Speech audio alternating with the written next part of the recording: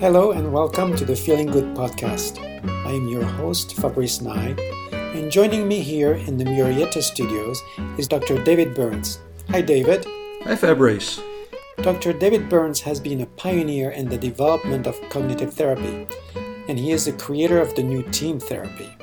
He is the author of Feeling Good, which has sold over 5 million copies in the United States and has been translated into over 20 languages. He is an emeritus adjunct clinical professor of psychiatry at the Stanford University School of Medicine. Welcome to episode 107 of the Feeling Good podcast. We have another distinguished guest today. This is Dr. Taylor Chesney, who used to be a member of the Tuesday group at Stanford and has now emigrated to the East Coast and is practicing in New York. And I'm very happy to be talking with Taylor today because it's been a couple of years since I've seen you. So it's nice to connect again. So David, we've invited Taylor today because she, besides working in a different state, is also working with a population of children and adolescents. And so, Taylor, maybe you can tell our listeners a little bit about your practice and how is it like in New York compared to California, and what kind of populations do you work with? Sure. Thanks for having me, Fabrice and David. It's great to be with you both. I'm very lucky. So I'm here at the Feeling Good Institute in New York City. Love working with the children and adolescents and their parents that I see here. It's fun to figure out ways to use team therapy with this population, and it's super effective, just like it is with adults. I'd say some of the populations I love working with are anxiety, depression, relationships, whether that's with friends, with their parents, or habits and addictions. I know it's funny to think of that in children, but we see video game addictions, poor habits with homework, procrastination, staying up late, texting, and social media. So all of these problems are things that I'm working with here in New York City. Well, I'm just so delighted to hang out with you again today, and we'll let Fabrice take the lead on most of the questions because that's he has you have the expertise there, Fabrice. I don't so much, but I wanted to mention in case we forget at the end of the show that one of my motives was not only for you to tell us how you use TEAM with kids, teenagers, and children as well as their parents, but also to make our listeners aware of your work because if you're in New York and looking for treatment for yourself or for your kids, Taylor's Center is just fantastic, a great resource for you, and we'll put the email address, website address, phone number in the show notes. If you look on my site, feelinggood.com, on the Feeling Good podcast page, you'll get all the information. But also because Taylor is one of our great trainers and offers online training for therapists who are interested in learning how to apply TEAM-CBT to children and adolescents. So with that, I'll kind of shut up and let you guys take over. Actually, Taylor, can you tell us where your center is located? Sure. We're in Manhattan on the Upper East Side on 79th Street and First Avenue. Great. And how many clinicians are working at your center? It's a great question. We're super excited that we are recently expanding. Right now, we have both the regular fee clinic and the lower fee clinic. So we have wonderful therapists in both of those clinics. Currently, we have both the regular therapy program and the intensive therapy program. We have five therapists. It's hard to keep track. We just signed on some new wonderful therapists. So we're growing and we're excited to meet both your training needs and therapy needs. Fantastic. So let's get into the meat of the matter here because I know that from my own practice, I've had a few encounters with teenagers, but since that always involved dealing with the parents, I've quickly whittled that down to only working with adults. So perhaps you can maybe tell us how is it different to work with kids and teenagers using the team model, and especially the tools that David has developed over the years. Some of those seem to me like they may require a little bit more of an adult approach. So how do you work that out? That's a great question, Fabrice, that I'm so happy to be here, because I hope to dispel the myth that it's too hard to work with teens because you have to work with their parents as well. I think a lot of the tools that David has developed work really well with children and adolescents, with just some tweaking and getting comfortable working with this population. For example, empathy, the 5 secrets of effective communication, are a great way to build rapport with children and with adolescents, and well as their parents. It's really important to get that connection and buy-in from the parents as well as your patient so that they feel excited and motivated to work together. So I think a big difference in thinking of this is that the empathy and agenda setting both need to be done both with the parents as well as the child or adolescent. Well, that's a good point. So you see them in the same session, or do you see them separately? How does that work? Sure. So I like to think of how to set up therapy to be most successful. And I'd like to credit Jacob Tower. I didn't come up with this method on my own, but it's worked so well. So I've copied it from him. I'm lucky enough that he mentored me while I was out in California doing my postdoc. But he helped set up this really effective 4-session intake where you get a chance to connect with each family member and make sure that you're all on the same page to be successful. So it looks slightly different based on the age of the patient, but what I do is have 2 sessions with the child or adolescent, 1 session with both parents, not one parent, not, oh, my husband or wife is traveling for vacation, right, but with both parents, right? Yeah. If the child was sick, they would both find a way to get there. So I find it really important to have both parents there so you could connect with them, figure out what's going on for them, how they're experiencing parenting, figure out how you can help them and support them. And then in the 4th session, that's the wrap-up session. So I'll take you through each of those sessions a little bit, and we could see how empathy and agenda setting are woven into those sessions, even from the very beginning. The first session. Yeah, I would love to. I would love to hear a step by step, because I can see certain areas where this might look a little bit different, or maybe quite a bit different from what David and I usually talk about on the podcast. And I'll probably catch you around the corner when you talk about agenda setting, because I think that motivation when it comes to kids, and especially teenagers, might be a little bit tricky. Absolutely.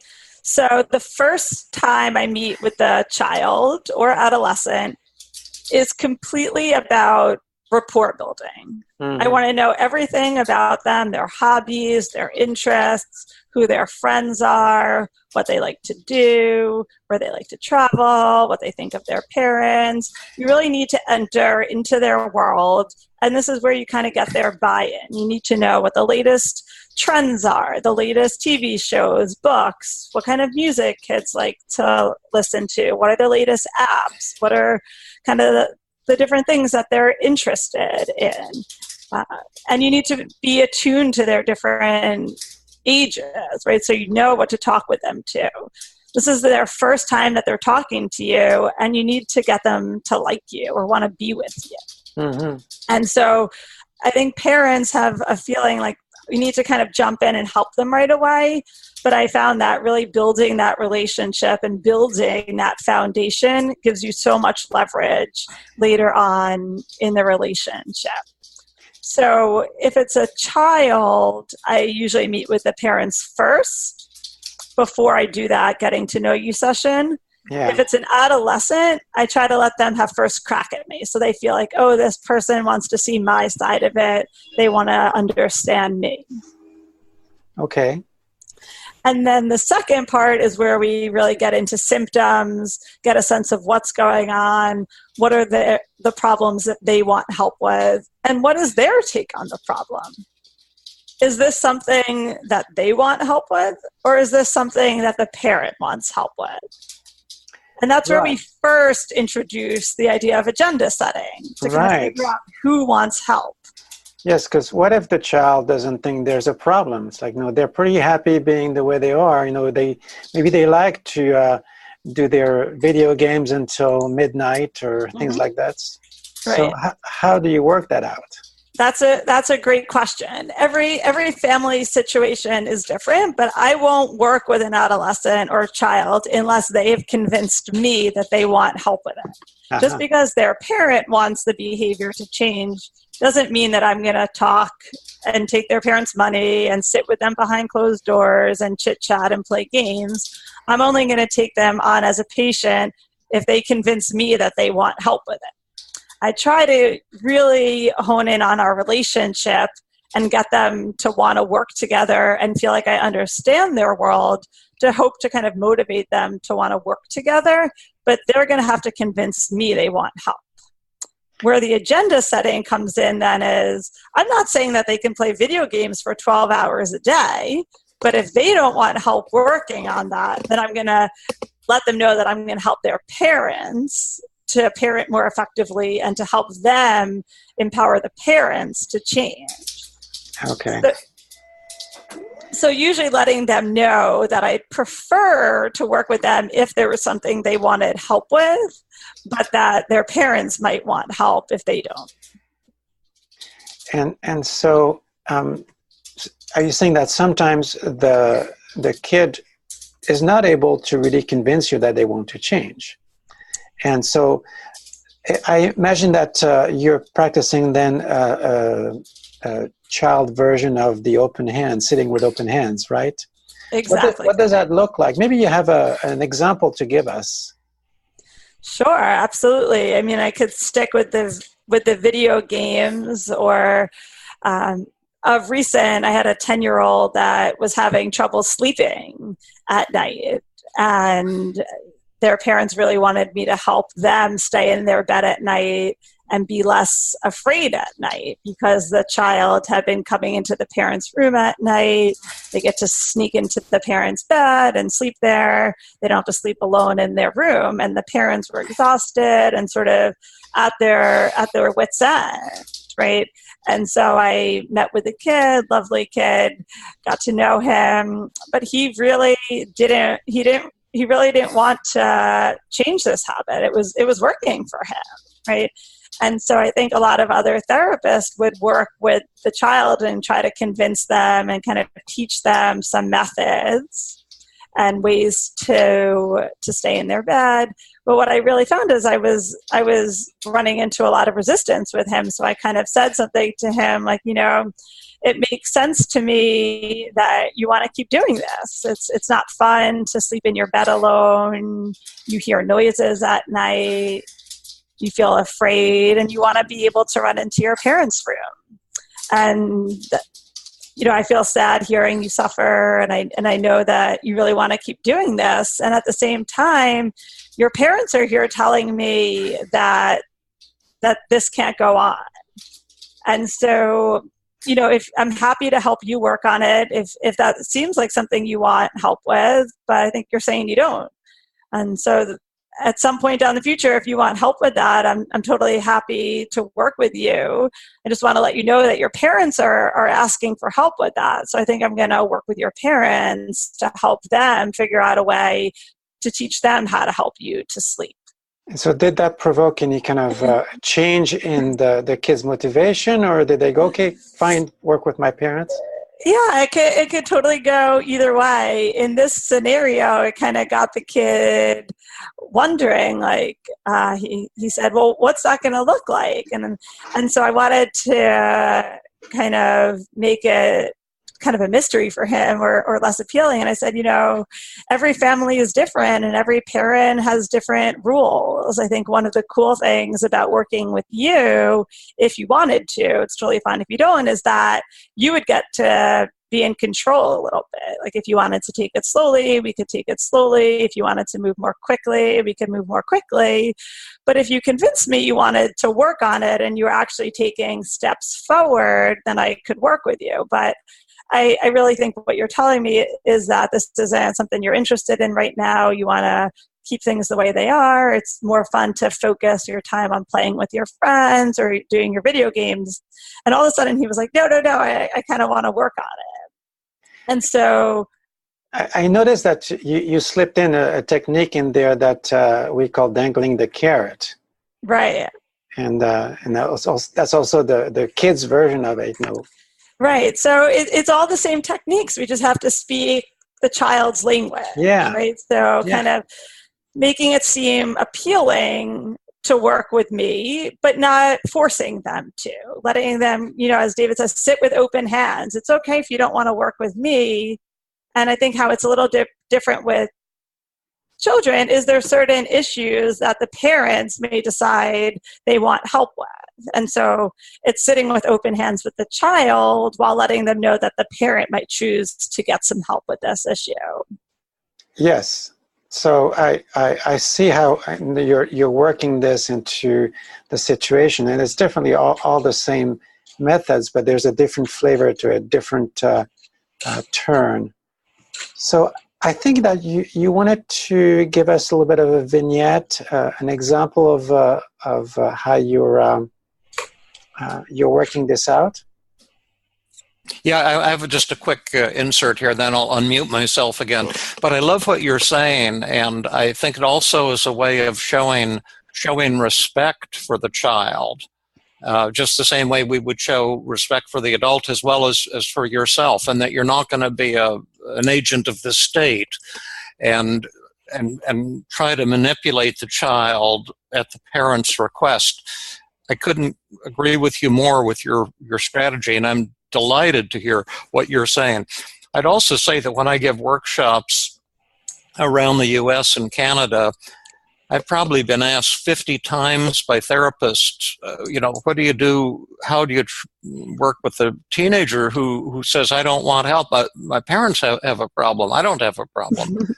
And I give exactly the kind of response that you're modeling so beautifully there, Taylor. And I would say that I've never once had a therapist who had ever heard of this before. Most of them are delighted to hear this. Yeah.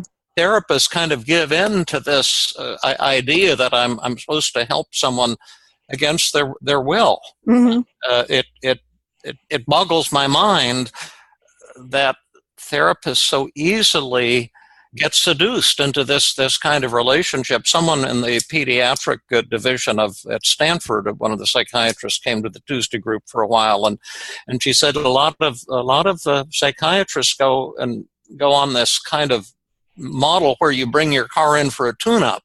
So they bring the child in the morning, fix my child, do an oil change, tune the engine, I'll pick my child up at the end of the day, and here's the changes I want to see. And it just doesn't work. So I'll shut up again, and I'll turn off my mic again too, because I'm kind of typing as you guys talk, but I'm delighted by what you're saying. Yeah, no, it's true that a child, or any person for that matter, is not like a machine or like a car. They have a will of their own, and it's as the old joke goes, it only takes one psychologist to change a light bulb, but the light bulb doesn't want to change. So. Exactly. Yeah, we could get stuck fighting battles that we're never going to win if we try to convince people to work on something that they don't want help with or that they identify with. Yeah. So do you have an example to give to our listeners of how you've worked with a particular patient? Sure. One of the, before I jump into that, one of the things I love about working with children and adolescents is that there's not one size fits all. Every family dynamic, every kid, every situation is so different. So what works well for one child, adolescent, or family is so different than another. And so it's really fun to use David's 5 secrets to empathize and to connect with them and to really understand what it's like to have anxiety or depression, right? One person's anxiety or depression embedded in a family system is so different than the next one. And so I got so excited, I almost started talking over you. I have one trivial comment when you're done. Sure, go for it. Well, I love what you're saying. I was saying this in the Tuesday group last night, that one of the reasons the team is so hard to learn, even with adults, is because you're treating the individual. And therapists who are hearing this will say, oh, shut up, David, we all treat individuals. They're not grasping what I'm saying, is that you first have to form that unique relationship with the patient, as you said, and see the world through their eyes. And the human connection that you've got to have if you want to be maximally effective. And then we have 50, 100, 200 techniques.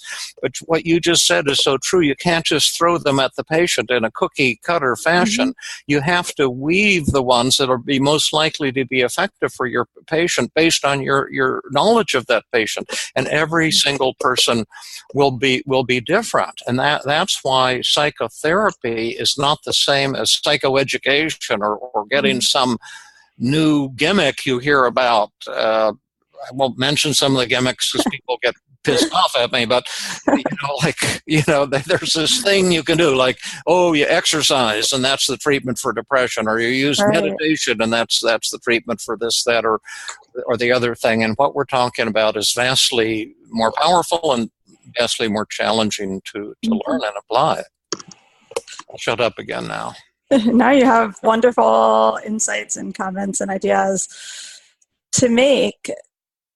I think a fun case to talk about briefly, I won't go too in depth, but just want to sort of highlight some of these concepts and what they look like with children or adolescents. An adolescent male that I was treating had OCD and test anxiety, general anxiety, performance anxiety. He was a stellar athlete and student, but just couldn't get over his anxiety. He had been to 3 or 4 therapists before me. How old was he? 15. 15, yeah. Let's just say, for argument's sake, 15. Trying to disguise the identity. Had tried some different medications. Nothing had worked to help make any progress with this anxiety. And so I really started with some, what I hope was good empathy, using the 5 secrets, and really, aside from understanding his world, his hobbies, his interests, his friends, really empathizing with, I can't believe you've been to 4 different therapists and everyone wants you to get rid of your anxiety. It seems like you've had it for so long and it's part of your identity. That must be so frustrating and annoying to have people keep bugging you to get over this anxiety. Yeah. And he was like, you're right. No one has ever understood that it's annoying that people keep wanting me to get over my anxiety. Yeah. You're the first person to finally, see things his way. Yeah, and there was just this look on his face of relief, like, you're not going to convince me to get over my anxiety. And I think for him, that was really eye-opening, that I'm not here to kind of convince him to get over his anxiety, even though his parents thought he had to get rid of it, his teachers, his guidance counselor, his pediatrician, everyone was sort of saying, this is the worst anxiety, he can't have this anymore. And so we really looked at his, what we call in team language, his outcome resistance, right?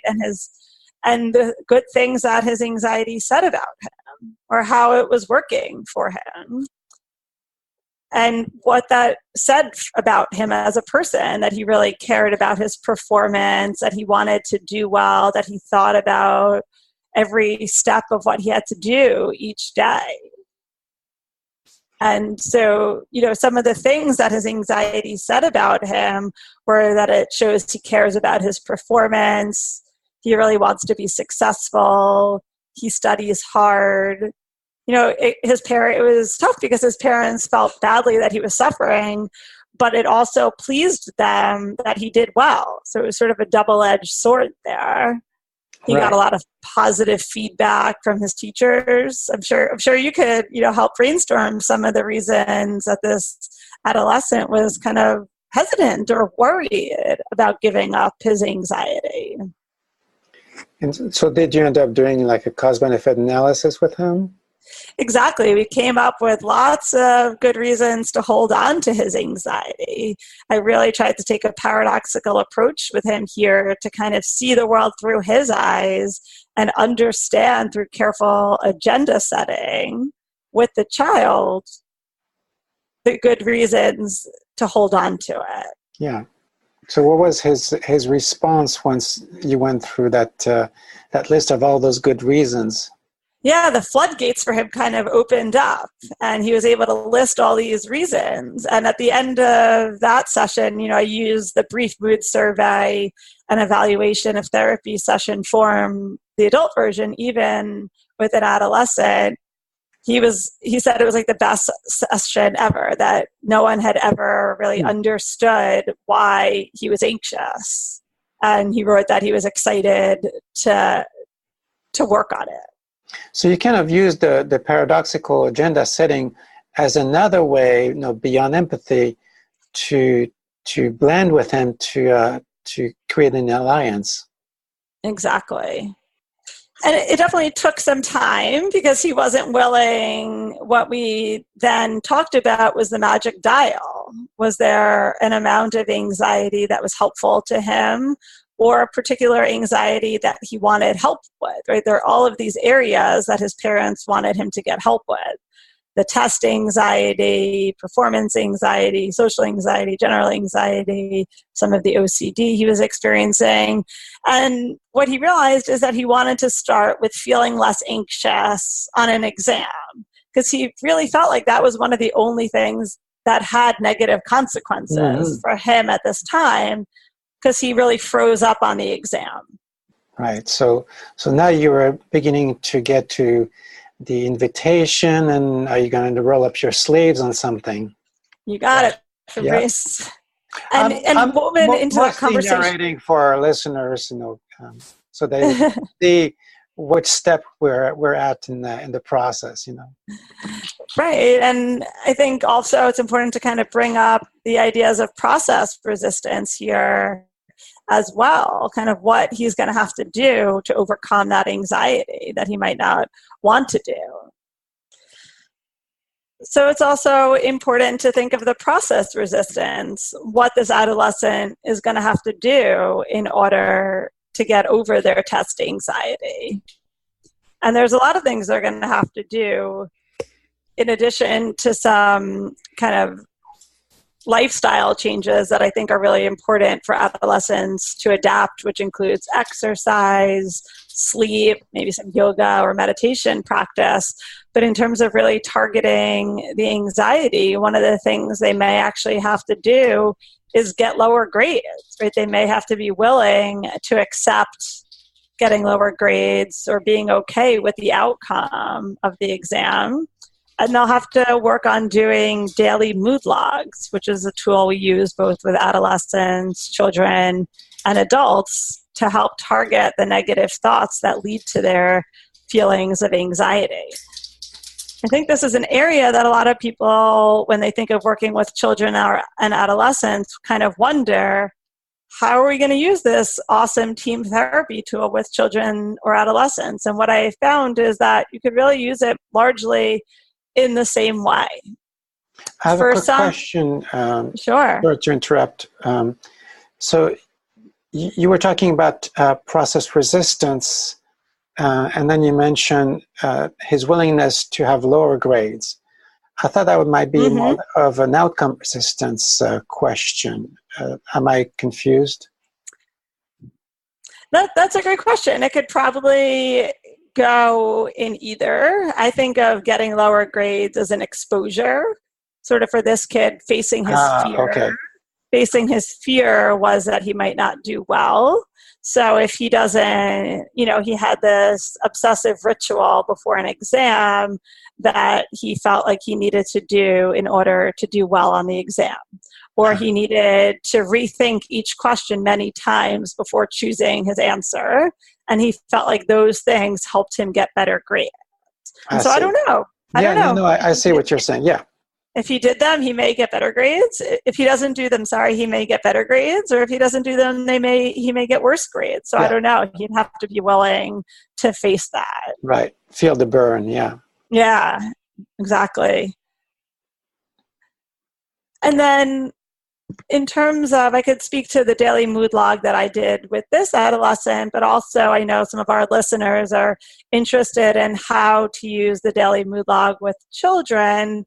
So one quick variation from the traditional daily mood log is also just doing a triple column technique, teaching them to write down what their worry thoughts are, figuring out what the distortion is, and then coming up with a positive thought for the negative thought. But I find with adolescents, we could use the traditional daily mood log that David has developed. And so with this particular adolescent, some of his worry thoughts were about worrying, and some were about actually his performance and what people would think of it. So some of his negative thoughts were, I shouldn't worry all the time. I must get 100. I won't do well. I'll always study hard and then do poorly. Everyone is smarter than me. People will think I'm stupid. Teachers and parents will be mad. No one else worries like I do. Yeah, that sounds, quite familiar. Even, that could almost have been an adult daily mood log. Exactly. How do they take to the list of emotions in the daily mood log? Some of those emotions might not be something they're too familiar with, especially younger kids. That's a great thought, Fabrice. So some of the amendments that I do for children, I might do some psychoeducation about what are emotions. What emotions do you know? What's another word for emotions? Emotions are also called feelings.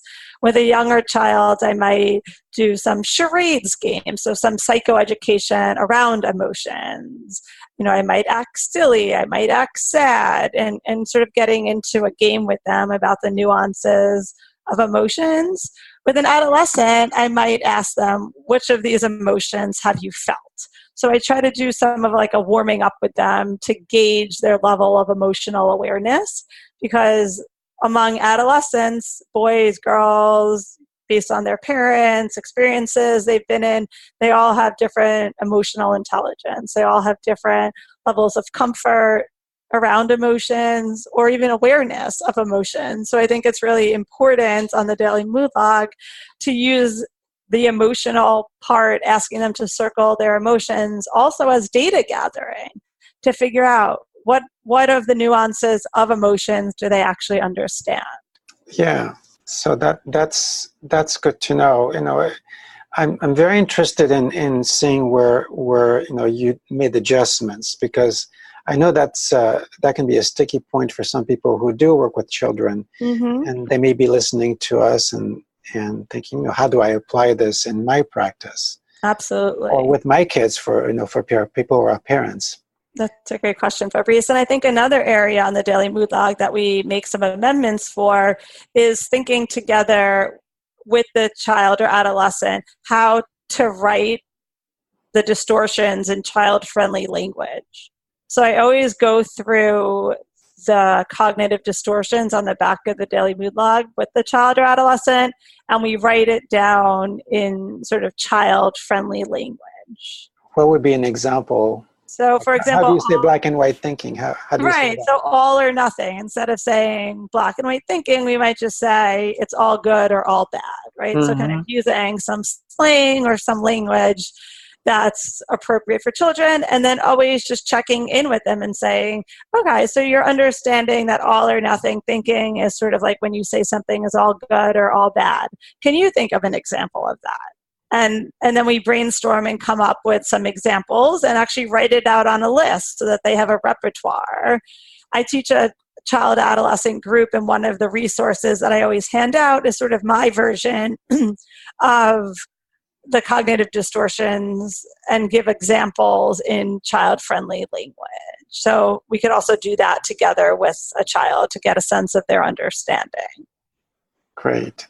And one other way to make it more child-friendly is having them practice identifying one or two of the cognitive distortions each week. So I kind of make it a game.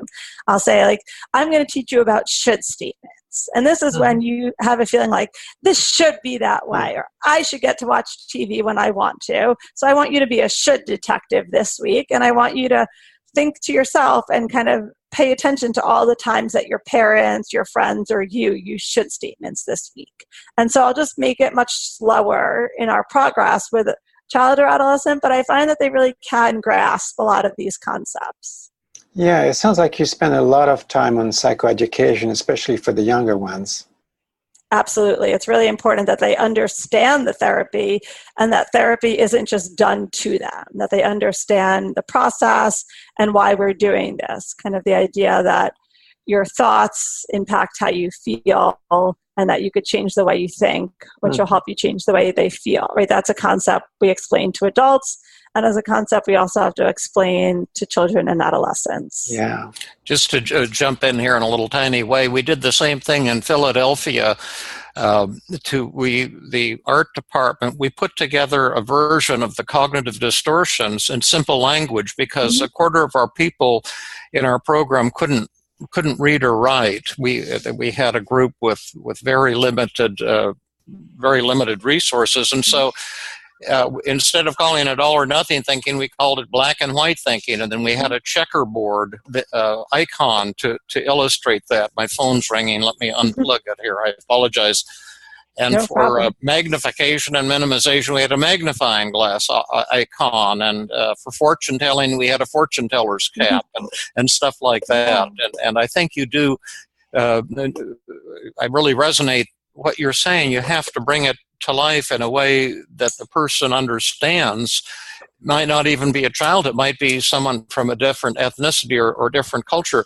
Once you've communicated the concepts, the same principles seem to apply to pretty much all human beings. That's End right. of comment. Yeah, it's fun to hear how you amended that in the clinic in Philadelphia. The magnifying glass being a really fun kind of gimmick or toy, kind of bringing that to life in the therapy for a child and kind of connecting with them. They might really enjoy just even playing with that. So with that 15-year-old, once he had those worry thoughts on his mood journal, how did you work that with him? By then, I imagine the agenda setting was well done. Exactly. So just like with an adult, I think the really meat of this type of therapy is in the empathy and agenda setting, right? Once that part is in place and we're all kind of on the same page in terms of how we want to work with this, then you could use any method. It's gonna work. We have to find the method that is gonna work for that particular adolescent, the one that resonates with them. But I think if you do really good agenda setting and they're motivated to work on it, any of the methods can be really helpful. In this particular case, we used a variety of methods. We used survey technique, have the adolescent ask his friends. He thought no one else worried or no one else worried like he did. So we had him go around school asking friends if they worry about tests or would they think that he was stupid if he got a good grade on this test, right? I don't think the adolescent that came into my office initially would have had the courage to do that before we did really good empathy and agenda setting. He was really motivated to get rid of this part of his anxiety and start to work on it. We had him do some self-disclosure where he built up the courage to kind of tell friends that he was really worried or that he worried about doing well on an exam. We used, and you can slow me down if you want me to talk more about the method. No. I'd love to hear the methods you use. I'm trying to see if there's anything that seems to be raises a question for me, or how I would work with a younger client. Yeah, we used the double standard. We used externalization of voices. So I'd say one of the ways in which I sometimes make externalization of voices a little more playful is kind of let them think of it as like a court of law, and they have to argue against the statement. And so that doesn't necessarily deal with the times where we may use acceptance and externalization of voices, but kids really like kind of that role play aspect where they are arguing in a court of law about it. Yeah, there's a little bit of I don't want to say not play therapy, but more like a pretend game in there, and that gets them to work in an element of play. Yeah, I think sometimes when kids jump into other roles, they can see things in a different light, and it doesn't feel as scary. I think that's why the double standard sometimes works really well. I sometimes say, you're sitting in the cafeteria table, trying to make it relevant to them, and asking them what they would tell to a friend that was struggling in the same way, or the paradoxical double standard. And then we also used, in this case, the feared fantasy and the acceptance paradox. So going through those methods was really enough to help this kid feel way less anxious on his exam. So here's an interesting one. How does a kid take to the acceptance paradox? Because you're essentially telling them what's happening is okay. How do they switch their thinking there? How does that take place? Yeah, well, I think they spend so much of their life thinking that their anxiety is bad and that they should get rid of it because everyone's telling them that it's bad, that it's getting in the way. And then I think through our agenda setting, they see, hey, there's some really good parts of it. Mm-hmm. And so they stop resisting. They stop resisting everyone around the anxiety. And the anxiety no longer becomes something that they have to fight. Yeah. And so I think some of this adolescent's negative thoughts were around that he shouldn't feel anxious. And so, the more I tell you, don't think about a purple elephant. Fabrice, whatever you do, don't think about a purple elephant. You're going to think about a purple elephant, right? Yeah. So the more this adolescent was saying, I shouldn't be anxious on exams, I shouldn't feel this way, the more it fed his anxiety. So the acceptance paradox worked really well for him in two ways. One, accepting that he has anxiety, and also accepting the outcome of the exams. So what happened to this client of yours? Because as you were saying, that's a great question. It's a good end. He is no longer a patient of mine, which is one of the benefits of this work, allowing adolescents to go back to doing what they're supposed to be doing, joining after school clubs and hanging out with friends and doing homework, not coming to therapy. So that's one of the good parts of this highly effective type of work, is that kids get to go back to doing what they're supposed to be doing. The sad part is that I lose these patients that I really care greatly for. Sure. And it's fun to get emails from their parents to hear that they're continuing to do well. But in this particular case, it was really that he wanted help to decrease his anxiety on his exam.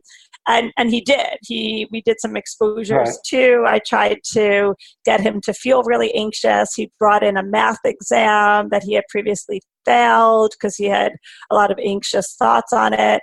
So we did a lot of exposure with the exam, trying to induce that anxiety. And he was able to take exams without feeling any anxiety that in a crippling manner. We decided to end our therapy, and he still had other sort of rituals around sports. He wasn't as social as he was at one point. but he had done really awesome work on the test anxiety and felt really confident around that. So we decided to end, and my patients always know that I'm only going to work with them on things that they want help with. And when a patient is ready to work on the next thing, if they feel motivated to do that, the door is always open. So this particular adolescent who I saw 2 years ago, we ended therapy. He came back a year later for a tune-up at the end of the summer. He decided that he really didn't want to have those rituals before his soccer practice. So we worked on the OCD a year later, right? It was a whole year before he wanted to come back, but he left therapy knowing that he was kind of in control, that we would be working on the things that he wanted help with. And the parents knew that all they had to do is email me and sign up for another session, and that the door was open to them, that we didn't need to throw all this work at once, right? We didn't have to go from one thing to the next, that when he was ready and felt motivated to work on it, that we would have the time to do it. Yeah, it sounds like this was a real trust builder, where you really gave that client what he said he wanted and no more. So there was no pushing whatsoever.